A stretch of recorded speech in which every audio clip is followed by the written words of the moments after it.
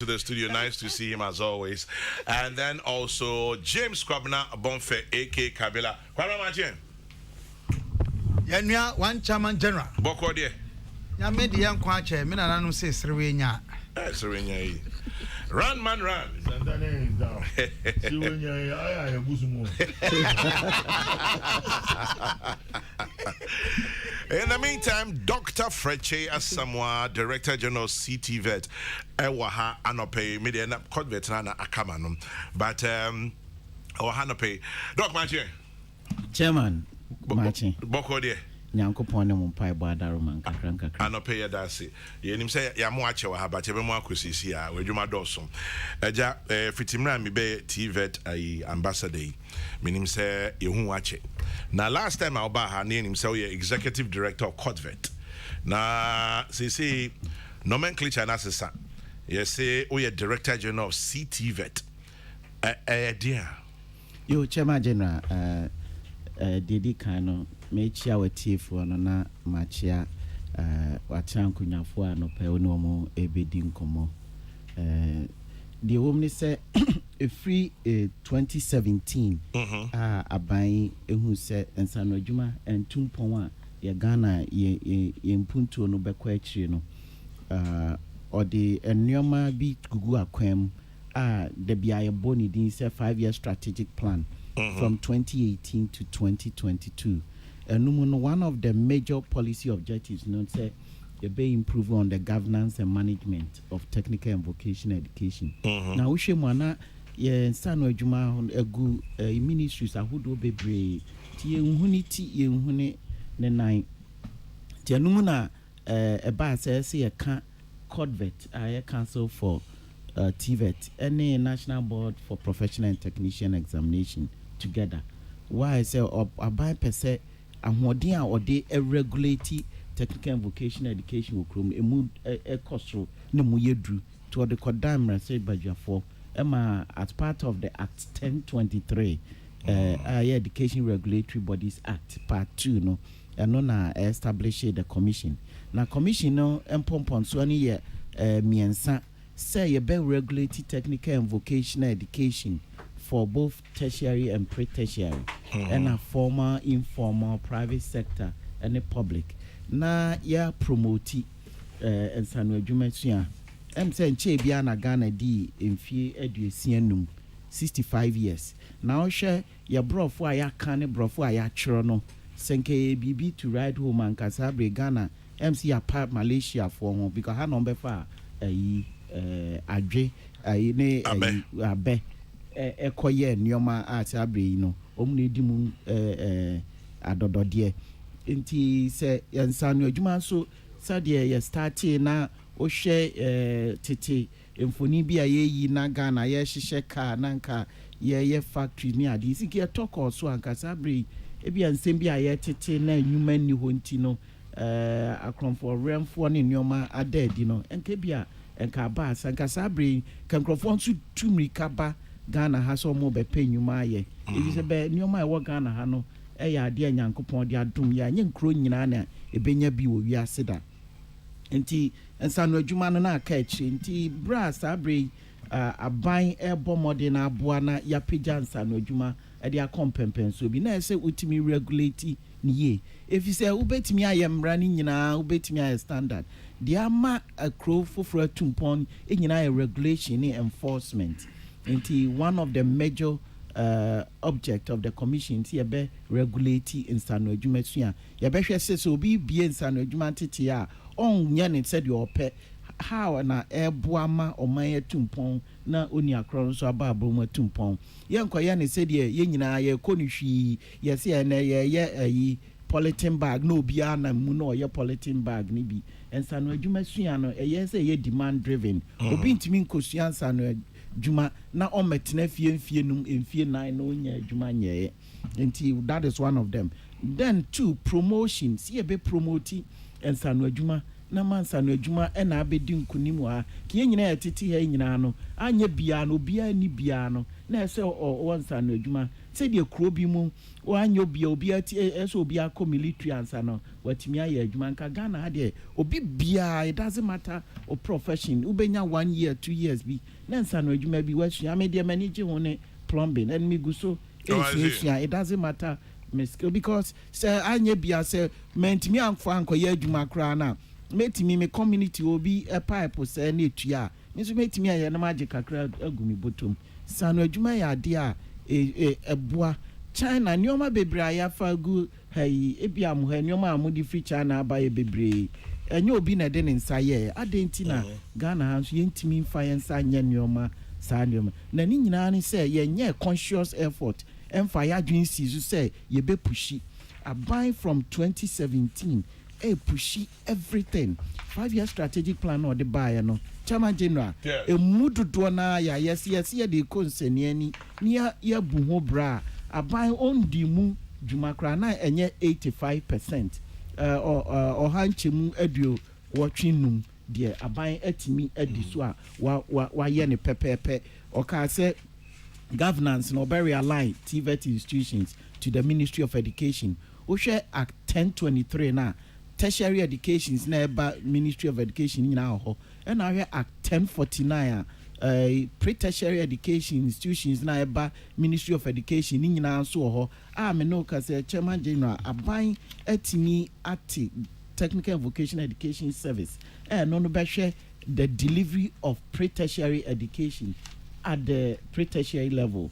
And abai share but say obe establish a major commission to regulate, and also I establish a commission for TVET nyame boa bosome ennan no no ne da to so dumie no mampanyin no ankasa ebekwa santimemu na wakoda nadi na ab officially no walanche enti say ka commission for TVET na ya aban dwumaku a eyanda Ministry of Education ne de nyina ne so obehwe se ensano adwuma ebetumpon ne ho bra bibia beye pepepe ye ni industry no ebedi ensawo so ama hodo aya kom no enya aban ene bi enwuma efa nkrofo mostly individuals the private sector ene create jobs their aban ye and they say obe create the enabling environment na individuals etimi are creating jobs most of the companies on person more established in Africa no 50% of their problem skills and your funds sometimes energy is there but 50% skills because omunim says skills ni one it doesn't matter in investment obey wa hanum person or quality or pay na obetimi aton no manoni ni wiase afa na nyina ontimi nya sa quality ni dia na so oko establishing a factory no ewo baabi nyankopon adom Ghana ha no mampanya dama ye one district one factory Chairman General sa one district one factory say ya focus ni enya enough skills are a best sustaining woman I can bet you within 10 years omu nyina be san collapse because one they might not be able to meet the demand that it be a local market and I say now your African continental way marketing no omu be demanded and I say even outside the African continent and at the same time no demand no the quality because quality ni people will not be able to continue to patronize the product. Then on top of it, you can say entrepreneurship. I'm cranky me or manjuma. And yet Danny bet me a quarter beton. Because quarter beton the obi abet me a na yema yen share and na yen tono na air ding. And me focus it. Na said they are buying here with through jobs and skills project almost $200 million. Yan fantiti Ghana mebunu anya clientity bear say 50,000. No munyansta no adwuma special. No muntumi emfa mi omunyuma through you start. And also omuntumi emfa nyo omadwuma normal establish omo because entrepreneur bia ni ho a why successful because say what's on the medium wa adwen na medium me pa adwuma wadama ura adwuma we kosu because one crofo a omutimi oba umfidie Chairman General obetra se no obi na aye enwuma na wote ho na wo ye na oyeye de kasa o na de obeso light no buy no so adum no anase condition insi so anase plumbing work enye adwuma anase dan wo so ati ntimi metena ha enye adwuma nti every entrepreneur can be successful if only we have the skills. China for omo being chen Ghana for name the difference ni say omo skills no it you feel so omo ye entrepreneurs chen and yes ko ya spring test road ha ukwa kro bi no mempese mebo bi mu din de but omo na de nyoma bebre ba na omo beton na yegusu ne ye ton and you feel so omo na ye entrepreneurs no omo nya sika dodo and yes e san say ye need skills ni wa ha ti sa bre ba bi a ye dru no e se ye bo aban chi dom na ye boa na industries ni yetiminya the skills na ye here as country ni yentimi famboa local industries no ni yentimi more go to the next levels. Yes sir, Chairman General, most of the investment are they call outside the country no ebeba ha sabre aband the nyoma bebre gugu akwan just to show the world say Ghana so your skills no. Right now Ghana is a member of the World Skills International. Competition here and say Abama ba kwa or Warden or Germany I mean ka say abai abwa we trying to take it bibia Christopher Pia oko MVTI SYMVTNB oni invest for si akan Warden and nya brofo ka when on odi nkuni me no ka say you trying to free about 2 weeks or to Germany esua bia ka ho. This is the level aban pese or day ensanodwuma eko na mebo abosumi ya na wie ye de Ghana mabunu ekosi akan won ensanodwuma ewo Namibia. You just want to show the world say skills na omo pen bi wa, but we need to have a conscious effort say you betimi a creating more. And if you can do that one, you need the industry to be at the center table.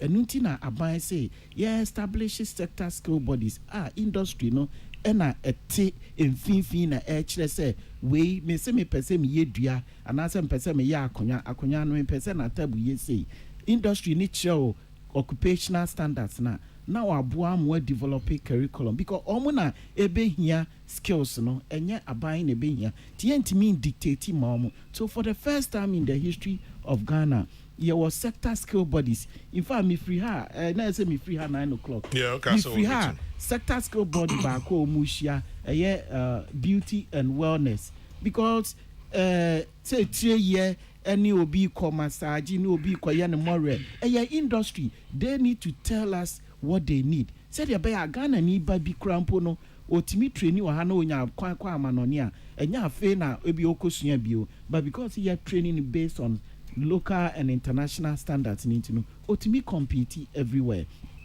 So the private sector is being brought at the center of our TVET agenda.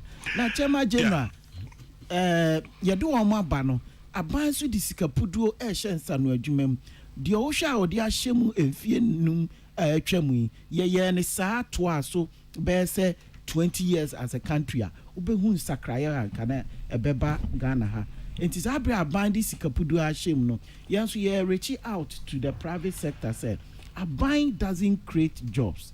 Aban create enabling environment for private sector to be successful. All the countries because private sector can turn around within the shortest possible time. Until we are also reaching out.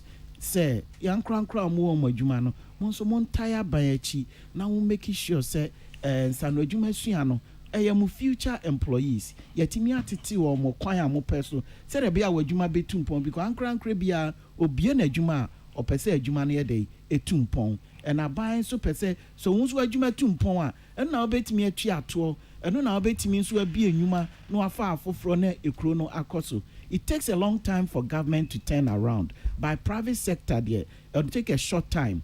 Industrial revolution aye kan nyina no enya aban enkura industrial revolution fourth one omudi muntinti man no enya aban eye private individual the industry no and etimi I invest normal establish normal expand and normal moko in fourth industrial revolution. Ghana ye intimi we 3 no crampo ni a hwese ye ko 4 no but sabre nyoma e di hihye Ministry of Education I honorable minister edi animu Dr. Duchum edi animu Nanado Dankwa esintinti man say ono de anye bia no within the medium term no 20% of our young ones opted for technical and vocational. Now, long term, at least 50%. If we're able to get there, you see, said there'll be a lot of competition. There'll be a lot of creativity, innovation.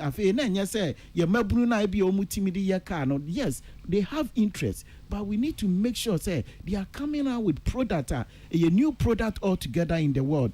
Nti na yanso nye tambia na yanso aye kofa free amanone ni abe yusu na aye siesie na mum yanso ye betimi generate bibia ebe ye new product from our side of the world a ye betimi e dia ko wiase no no na betimi di sika bebre aba obia enam Facebook obia for your information commission your TikTok obia so ko TikTok ni ade more TikTok. Yeah, for the commission for TikTok. Because I'm a say I sexy. I say more attractive because and a bit me creative jobs. Chairman, from 57 up to now, bro, for the I can be bro, but where has it taken us? And when am I to be you go even going through difficult time to get gold. Near the Ako Dubai, near Cotton Crofako go souk, no market, no mas adiaba. And ye. One of the things I'm buying is to make sure that these skills are produced here as part of the 32 state of the art. Chairman General, jewelry is part of the training that we are bringing back. Leather work is part of the training that we are bringing back. Enipa na I mean omotie nyina obi a shempaboa o ebikro obi a she leather shoe bikro kofa free amanen but Ghana man no ye leather shoe no mo ye multi se ko animu the more bebre ye no the more Mr. Bibi, Niama we nyina wo church and obi bisa said to what end? Omushinshia no musano ejuma ye leather shoes omuye. Do we have the market for them? A deliberate policy. So almost started a juma abayin betobi. And I said there's a market available for them. Because Ubabe an entrepreneur, obi say in San Ejuma heading. Obaba ye no men na be na say or the bego no be anto and I say imports no still cheaper. So what is the connection? Chairman General, there's a connection between them, what Ministry of Education is doing and what Ministry of Trade and Industry is doing. Why? Because OSHA sectors now focusing on now is based on the demand and the direction trade and industry wants to go. As Menoka say, trade and industry wants to go into pharmaceuticals. It wants to go into production.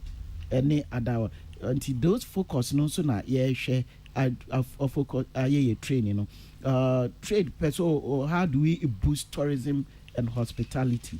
Until these are the things I want you looking at. How do we boost transport and logistics? Transport and logistics in Juma a bit me creating and yasem ketwa. And I had opportunity to go to Temahabo and Osha a human kwa a buy bit me creating or Hong Kong is a lot. Until we are looking at the demand. Then also, Chairman, let's know, sir, now we are in a competitive world. We don't have just a Ghana market because we are signing to a lot of treaties. And to what extent can you limit some products into your country? Ubetimi. But at the same time, if say we have a lot of people producing and the quality is higher, there will be competition. At the same time, cost of production a better form. And in our opinion, we need to make sure that how do we meet the demand. Okay, so we insist say, ma obi import to idea where it's going to bring a lot of agitation because obi so livelihood, but it has to be a gradual, calculated approach. Now, like chicken and egg situation, how do you change that? But at the same, unfortunately, we don't have the skills to be able to quickly stop people from importing some things. You need to get to a certain threshold, and that is where we are working towards. Even in our Greek sector, sometimes there are certain demands local market is not able to meet. Because we are not able to meet in still we have to go outside and bring these things. So now in collaboration, Commission, for instance, is working at Ghana Enterprise Agency. How do we make sure we link what government is working towards? Say, in human in silos. as part of the Jobs and Skills Project, one of the things we are working on and want to achieve within the couple of years, and say, how do we integrate the work of NYA, Ghana Enterprise Agency, the Commission, Ghana Tertiary Education Commission, Technical and Vocational Education, so we can avoid duplication. Because the system don't speak to one another, no, we think that nothing is happening, but a lot is happening in this country. So, Chairman, yet me harmonize the youth of this nation be benefited, and that is what we are working on. And we hope, Patrick, that's what we are working on, and we hope, sir. Yeah, and that's what we are hoping, and say our skill training will be more demand driven. And yes, sir, Chinchina ye training and Krofwa Abegum Bebre. In fact, as part of the Jobs and Skills Project, 5,000 Ghanaians are going to be given entrepreneurial support between $1,000 to $5,000. And these people, we will be giving to people who have skills and be able to do omunoma shoe. Say we are gonna to me sure. They need just small capital to start. So na quality no was sure. People can put a lot of people together. We year 20, we year 10 year de ni aka boom na be big. And yes sir, so oka se bia enipa ba ko na onyama was no obey shoes na ma obeko no china no or see o my bread and I say we need enough people to support me. And we cannot right away say you're stopping importation of everything. No, we have to make sure say we BB or hono not gradually would BB ebeshana. My main kind two quick messages and be some very final question. Bakufi Eric Amponsa Boateng tax expert will say, I think with entrepreneurship and value for money, we are not able to compete with other nations. Before you can be successful as an entrepreneur, you need a business plan. Ask him if they have that in place. Eric Amponsa Boateng tax expert, business plan matters. Now, Safo Kantanka Ewo Kanshin, the upcoming generation is not interested in skill training jobs because of the stigmatization. There's a perception that technical and vocational skills are for dull students. Safo Kantanka. And I'm a very final question now. What do you mean we have Frania? Sorry, so yes, World International Women's Day. We be about women in CTVET conference. Bobosuma any day. Yo, Chairman General, thank you very much. Quick one before I make call. Business plan issue na Ubibusai. No, as part of the training right now, we insist that people go through entrepreneurial training. And it's part of the new curriculum we have designed, competency-based training curriculum. If it's entrepreneurship, you one day, it has to be part of the process. And then you'll be a baby ejuma. If 100,000 people, 100, you train your man, you get between 20 to 10%. Omu bepe so omu baby o majuma. Na omu crampo no mu bia and you nyina na be successful. A certain percentage of that percentage will become successful. But those 5 or 10% that will be successful, no, will need skilled people to support them. And that is the argument that you can be entrepreneur as you want. You can have the best business plan as you want. If you have the best business plan, let's say to produce shoes, now at the end of the day, shoes in a bebano quality near wrong. At the end of the day, demand now open in draw. How will you be successful? It doesn't matter how much money you start with. It doesn't matter whatever studies you have done based on the demand in the market. So we want to make sure that these two move together. And one of the things that will be beside about stigmatization about vocational. It links with what we had yesterday. Enra emadi oma fofida, you know, yefa kwan yi so asa amomu tirim kwan bio. Na yehwem a ensano adwuma suano e wo Ghana ha no ekofom na nkrofo ni ani ndi akire. And most importantly, emade en kra de enye kra. If we say Ghana ha emade also chen mema. And so no one who constant adwuma suamu no bibi say electrical installation, auto mechanics, IT, you feel say masonry, tiling, plumbing, you feel say meme juma in time biano, and my komukra na asi ebu o mabomfia anase yefo so de obekọ akopira anase we re nya mma adwuma but it's unfortunate say yempo ema dọọso chen emema wo Ghana enti yepese nsano adwuma tumpon na titiru Ghana etumpon a na ese yemma no yetimi show mu nkran anase yen show mu kutupa krampo na omo nkonsano adwuma nsua ebi se ma yen nsano adwuma esua na wo details no different se ma so oba yeshu amawa ubonso aya ne pepepe oba pamade na onimpam ya ubonse asem bia ni ho ene ma atumpon no bebre no okwa e ma dodo no e wonsa no adwuma suam enti ne percentage agana ha omukọ male dominated areas no very low enti one of our objective ne say bra ye to Ghana mabunu nyina for say omunko sua ensano adwuma efise na di nnwuma beba no ne ye tu ema no foforo ema no titiru for say yese omo a se oma eni wiase a ewiase be ende se ema ni wiase a ewiase abawi enti ye pese ema dodo na timinya nsano adwuma tete na ma dodo na azu timinya nsano adwuma tete a omo nso betimi di bia encourage omo ma enti se Ghana nsano adwuma tete na yabu na mu enimtia no se ye danim na ma dodo no etimi ya ubehu say quickly ye betimi a change ama Ghana mabunu no dodo na akọ ensano adwuma sua enu nti na no aye women in TVET conference this is the second one commission no and said ye de be bo ema wo ma consano adwuma sua mu a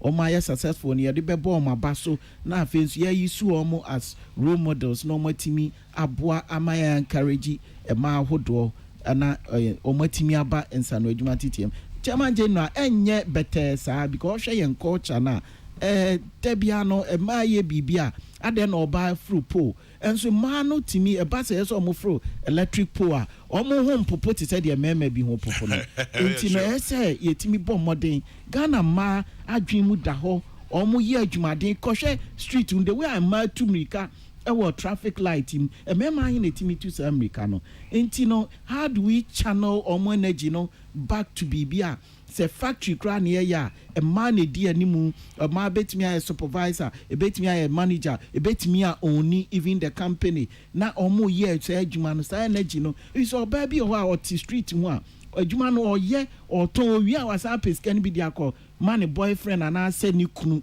ana se ni ma enti adenti ni entimi enre channel omo energy no na dodo na nkonsa no adwuma suam na omo ntimi mu amagana empuntuo no enko nanim entemtem enu nti na ye women in TVET conference na ye nyase ye no da kompe ye koso si ye bebo so ni aboso said ye be ya ma dodo na ebetimi enyansa no adwuma tetie Memoni break wa ha na me na say Dr. Kyei Asamoah Director General of CTVET na ensano adwuma ho de rubo anopay ene kan doc ye better say anopay ansa me sure say mo onwuma bebre amoye ebi samba abia yen ma ye adwen say will support this agenda no na eba so na wasan bebi no ne abedi nkomo yo chairman Dinam Smeda wase achi o TFO bio na ni titru abrantie na onya kwan because of welding or call Germany for the na to omo ko wa kratem ti yanso ye pese ye se etimi bo na baso ye mpese Ghana for be kwa abonti ansa na ya bon abaso ono ensa no adwuma ntitie ya na wa fam onya akwanya obi wa wakọ university bi ba onya akwanya ntimi ntira Ghana ye borders da anya so onya akwanya onya akwan wenya kwan akọ akosua entitie ni bia ka ho ni nkunim die mu ana owom no enim se oba na se na de soso no ana opeso oye ne dia na so oye obi dia obetimi apigem ama Ghana so a compete with aman ahodo said the beya no so beye nkunim die enti ye mo na ba so Christopher Apia ye mo na ba so na dey na wo for kra na o mo mpese obekọ akọwo vaccine no no atu kwan no but nyankopon daroma ene aban daroma bibia ti akọbọkọ o mo mpese obewo vaccine no enso no mpese okọ abrochire in the meantime doc Professor Babu Atinso chiao mejeneso o se ufini kurom and onim about the primary school project into no menya ne sa answer alade afutu kakra mazibama director general say ye pede CTVET also see the woman next term. Then there is the need for us to be talking to the kids from their primary level, especially those within the rural areas. You about baby wawa of the school no one or ya team man. Was no mommy farmer, no papa farmer.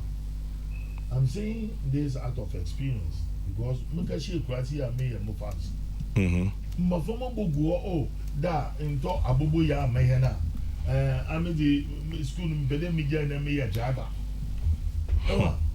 And things coming out from them means there it's like because of poverty there's frustration.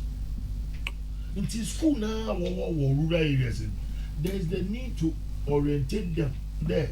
As the dama no we in Sanujuma, wedding, a fitting, a dam, a mason, a carpenter, a steel bender, them because the men come in to da. Come on to da. Because I was saying, then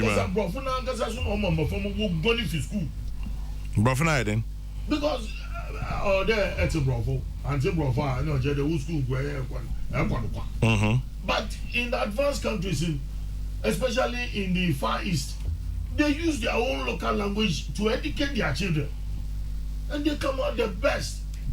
But for many people, bravo now, you're gentleman because Ogaka bravo no tipe wabasu. It's better there on you know Papa Muboko farms. There's more for us to do. Chairman Wadaruma, say, ya na yem renisa. Enti Chairman Alote Asamoah Kania Diatumna. Niji semo woman say, Abaya FE, what we call career guidance and counseling project. I say, ye piloting around 100 districts. Nina say, ye perceive making sure say, ya started said your kind, catch them young. Now, because be a while, teacher for one crab in a discouraging and crown or classroom, or being obey a doctor, or won't be a cramp, obey we say. And we want to change that because career, no, you're talking about 22 economic sectors. Within each economic sector, no, careers need a be brain. Chairman Alote, Yadawasi say, Ushi and Cran say, career guidance and counseling, no, ye pilot in that, yet need na Bema Ghana Education Service because I'm gonna deal with kindergarten, primary school, junior secondary, and then they will expand it to all the schools. You know, said they be a more friendly, be exposed to the various careers.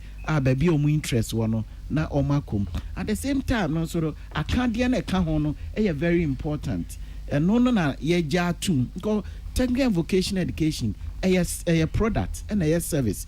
Enti oshe school ni bia omo ye nsano edwuma be kono kra na omo ye normal grammar. Enti no na enya kono ti aban guso enze dai bebe bio no ye bebo nyibenya kwan aka ho nsem ekwan a investment aban aye won nsano adwuma entity anim across the various institutions no a betimi aboa ama we ni nyina akoto nti ye dawase ba ye be make sure say career guidance and counseling na ye fi ase no ye be koso na not only ye be educate teacher for no ye be educate awofo na emofra no nso no yetimi educate wom na mefa we nka homa menim se oka se mobehyo mo sapomunsuo ahyo mo kutupa sapomunsuo de na chese mo ahonde kutupa de ya provocation ukosho bi kutupa aye evil connotations. Oh, okay. And we say Professor Jekum ni hanti dem say my farming ready. Say me any student number 1 into the yeah be show on dey na yeah encourage you Mate. Doctor that's your no pay. Messi that Chairman General. Dr. Fred Kyei Asamoah. Yes. Doctor, you senior or Prempeh College. Yeah, I know Ajafa. The same house, Pearson. Me call from one now final year. Now also a chaplaincy prefect. Hey. He's SS. From SSS. Yeah. We're seniors. Seniority. Juma Odino, old boys. That's why I'm for Samude. Or conference of him. Me bona baso. Now I hope say the washa sia oyeno. Obeto so ayere sama. O mine no. Ya tremu ama ina nya somfa so dey. Me da se challenge. Me da se doc ye da sibium Dr. Freche Asamoah, Director General of CTVET. And motenin kan insano adwuma de